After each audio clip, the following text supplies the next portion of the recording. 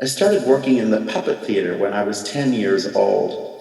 And at that time in the history of puppetry, what was very exciting was the advent of sound, because what you could do is pre-record the entire puppet show, and because you were behind a little curtain or a castle, the audience doesn't know the show is pre-recorded. um, and then you can work the puppets to the tape, and you can concentrate on really refined manipulation of the puppet when you don't have to at the same time create the dialogue. And the dislocation of the sound to the image meant that then the image was put in question.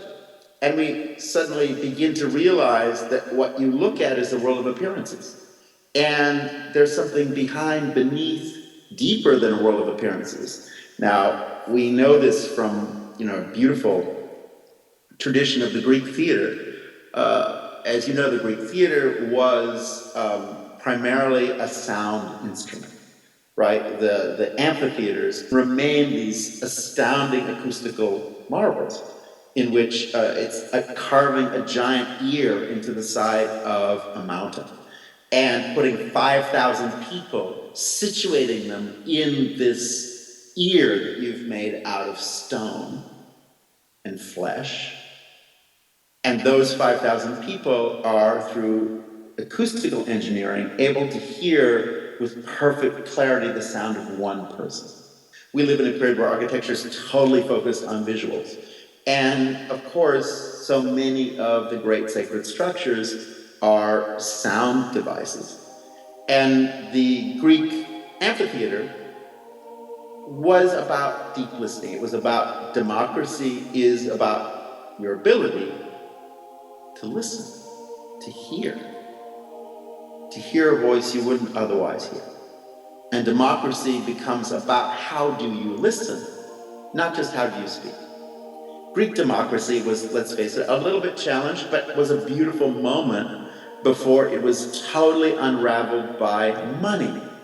I know that doesn't sound familiar. What is that? Okay, never mind. Let's go back. Greek democracy also had one other slight limit, which was it was really perfect for men. But of course, if you were a woman, a child, a foreigner, or a slave, you had no voice. You could not speak in the Senate. You could not vote.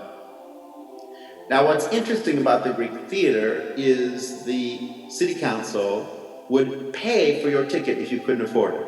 Pericles, at that height of Athenian democracy, actually would pay audience members a full day's agricultural wages so that they would not lose anything economically by spending the day at the theater. It was that important to be a citizen. You had to go to the theater. You had to be inside this deep listening device, and you had to listen to whose voice?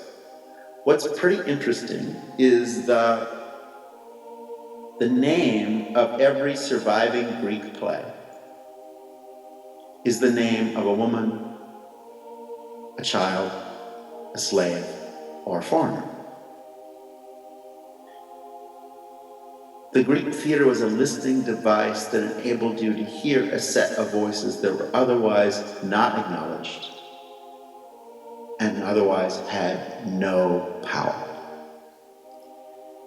And a space was shaped on the side of a mountain next to the sea with this vista of sky, placing that invisible human being in front of you